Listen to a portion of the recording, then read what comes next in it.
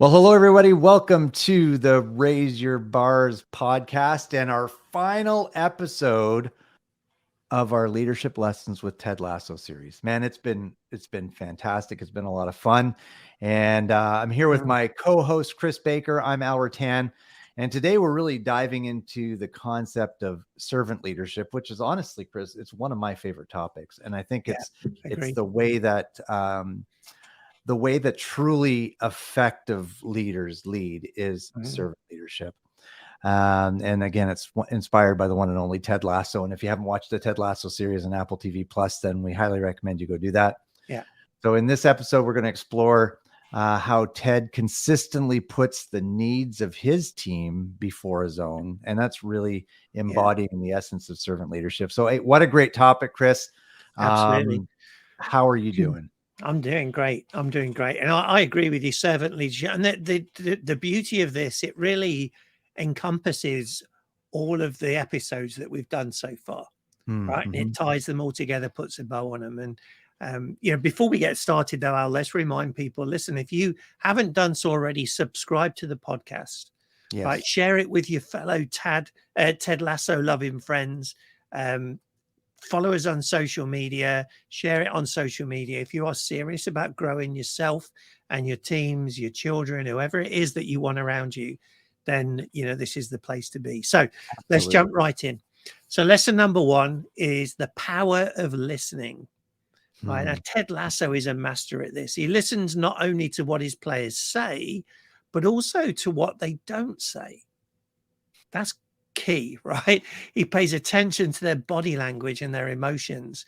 And as a leader, it's crucial to create an environment where your team feels heard. So here's your first lesson. Take time to actively listen to your team members. Ask open-ended questions, encourage them to share their thoughts and their feelings, and make them feel valued and understood. You know what, Chris, just about that, I think the key word in that last sentence you just read is actively. Yes. Actively listening. Yes.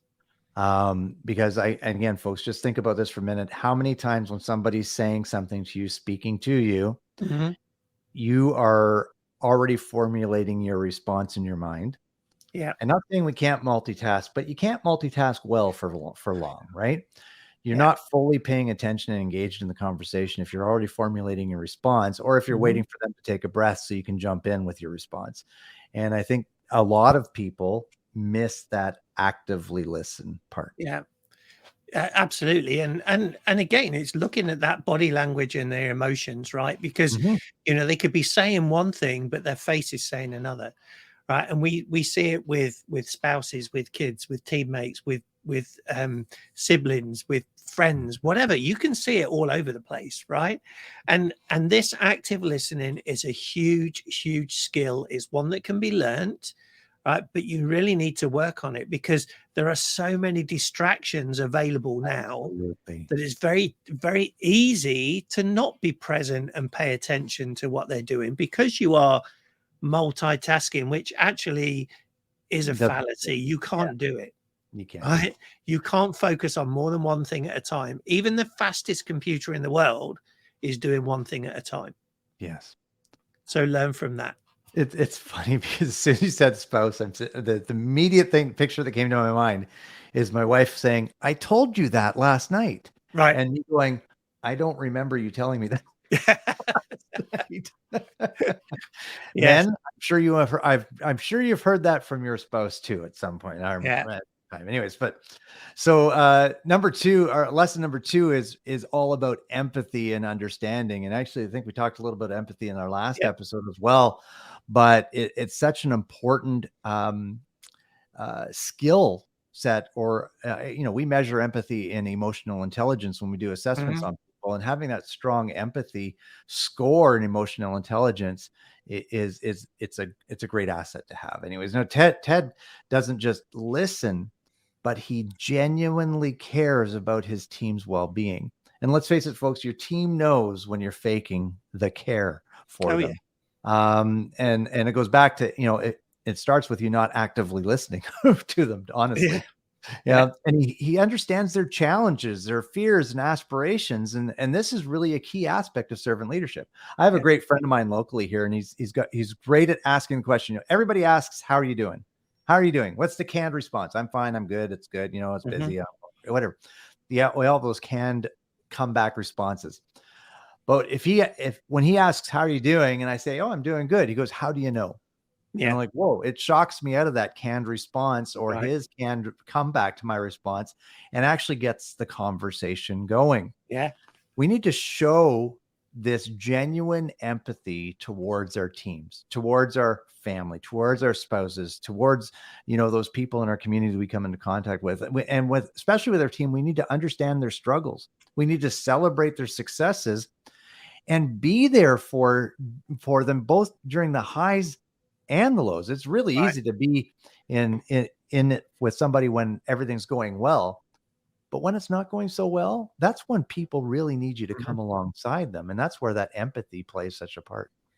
It does. And I actually, we were talking in the emerging leaders lessons that I'm facilitating at Disney this week. We were talking about what's the difference between sympathy and empathy, right? And sympathy is like saying, oh, I feel sorry for you, right? Whereas empathy is I understand. All right. And that understanding is huge. And that's why these lessons, you may say, we're repeating some of these. We are, but we're tying them all together, right? Because if you look at the empathy and understanding, it follows on from active listening.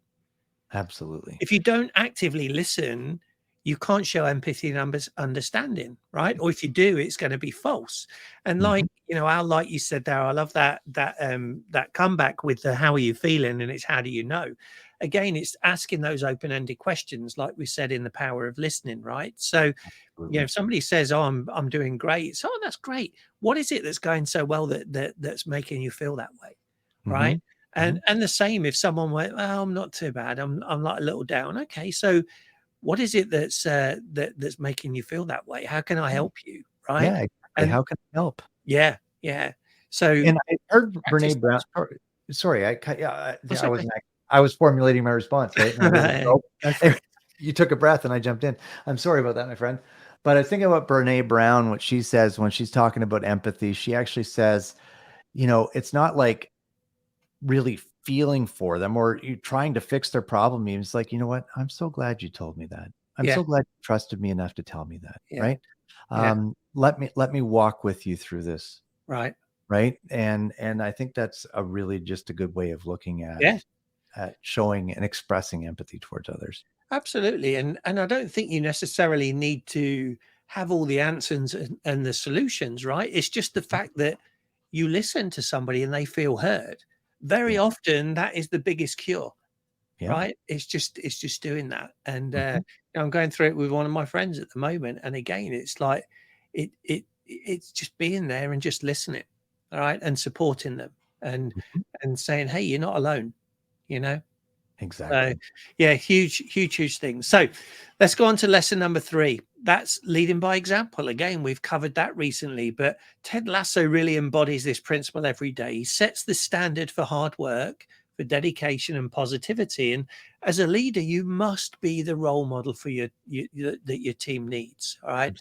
You've got to demonstrate the behavior and attitude that you want to see in your team. And as we've said before, your actions will speak louder than words. People will do what people see, not what people say.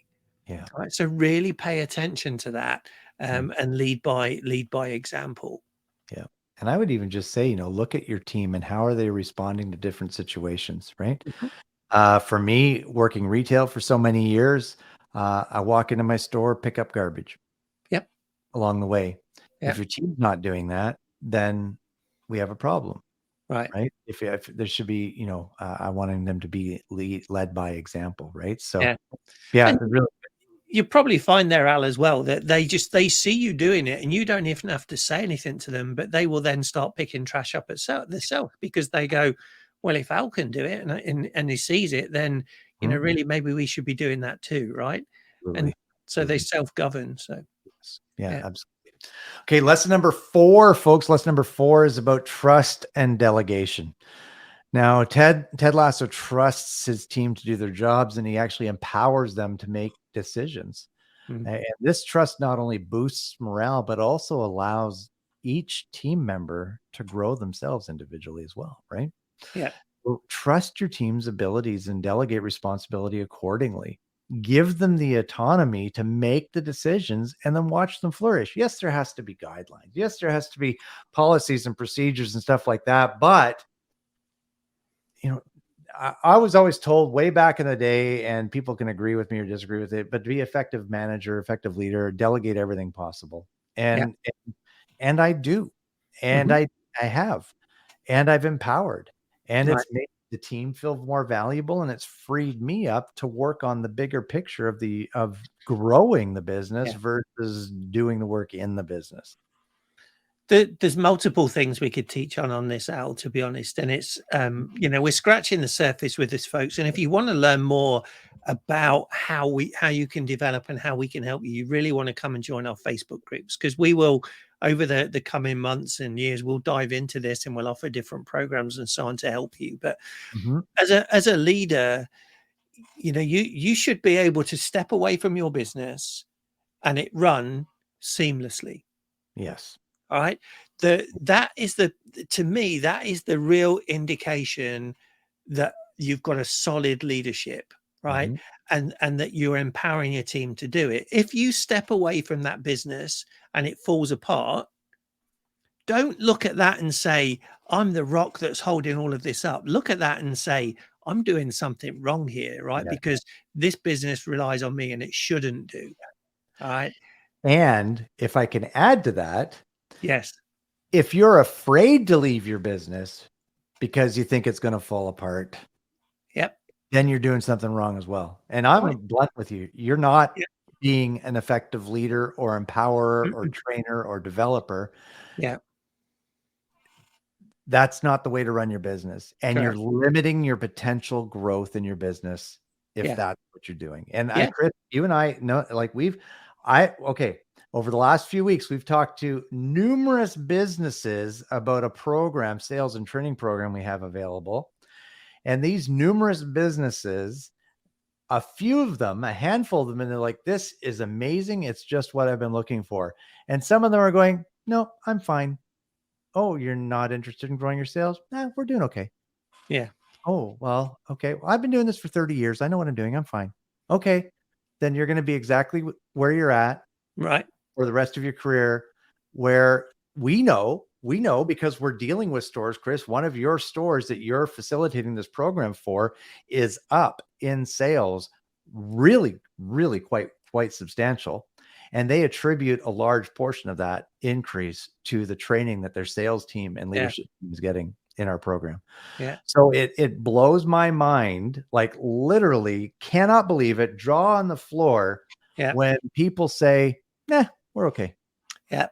It's true. And if you don't, I don't if get it. you are afraid to walk away from your business, it means you don't trust your team, Yeah. and therefore your team won't trust you. And what will happen is that because you don't delegate and give them responsibility and help them to grow, they will leave your business. Absolutely. But rest assured, they're not leaving your business, they're leaving you. Yes. All Yeah. right. So trust and delegation is huge.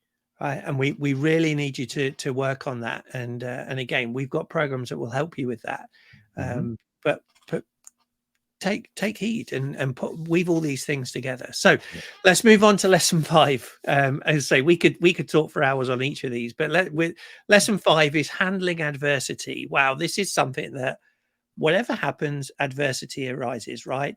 Mhm. I did cover conflict resolution yesterday, and conflict, again, the ideal way to handle conflict resolution is to head off the conflict before it arises, right?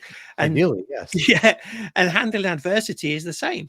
But things will happen, right? And Ted Lasso faces numerous challenges, but he always maintains his composure and his optimism. He doesn't dwell on failures, but he uses them as opportunities for growth. So when facing adversity, stay positive and focused on solutions, right? So Mm. again, it's the windshield and the rear view mirror. The windshield is far bigger than the rear view mirror. Why?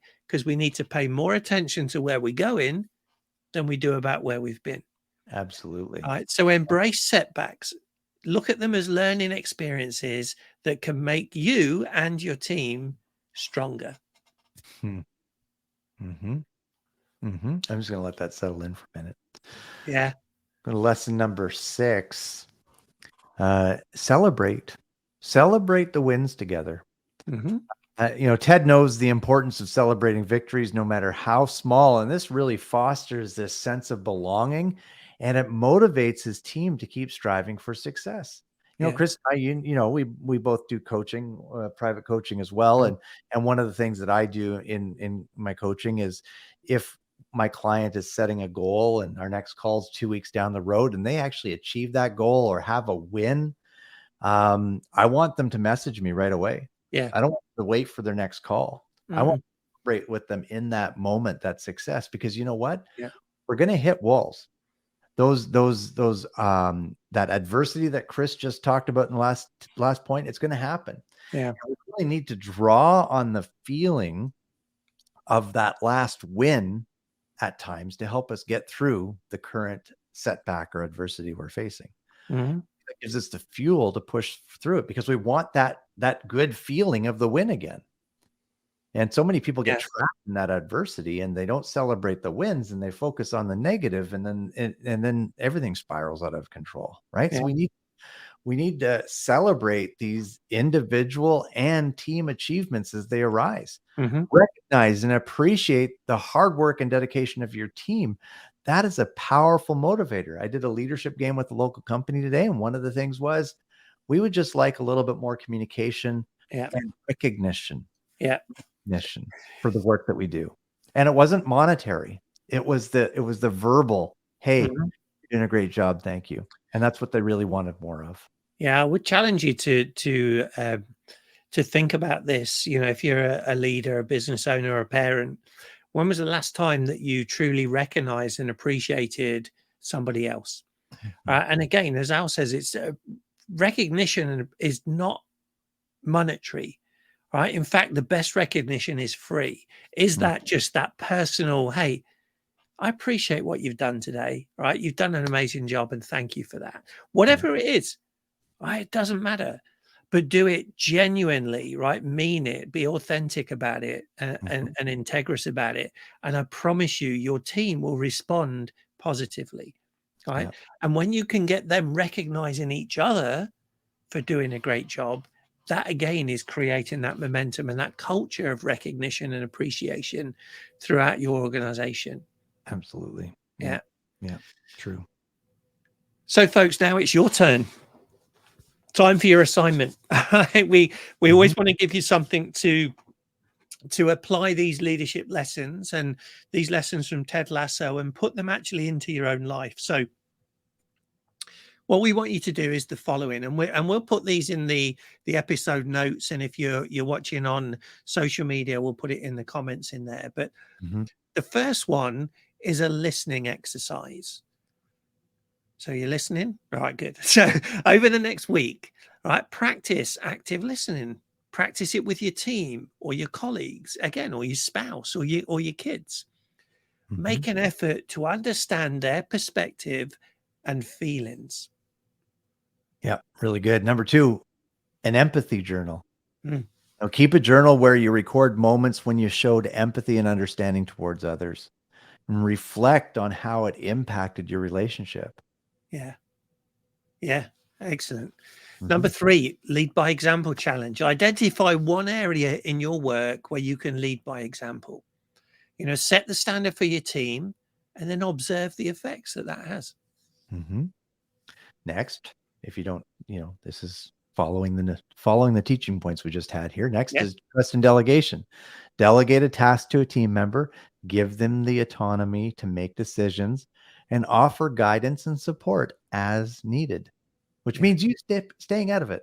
Let them go, right? Let them try. Yeah. Yeah. Number 5 is handling adversity reflection, right? Think about a recent setback or a challenge at work. Write down how you handled it and what you learned from the experience. Very All good. of these things are pretty simple, All right. But you need to spend time working on them, each of Yeah. these. And really, if you don't evaluate what you learn from those setbacks, then you haven't really learned anything, and Right. you're probably doomed to repeat it. Yeah, Anyway, so next, the exactly. last one, celebration time. Plan a small celebration with your team for an achievement, no matter how minor. Recognize their contributions and enjoy the moment together. This doesn't have to cost lots of money. Buy them a pizza lunch. Bring in coffee and donuts in the morning. Something simple, just to Yeah. recognize what they've done.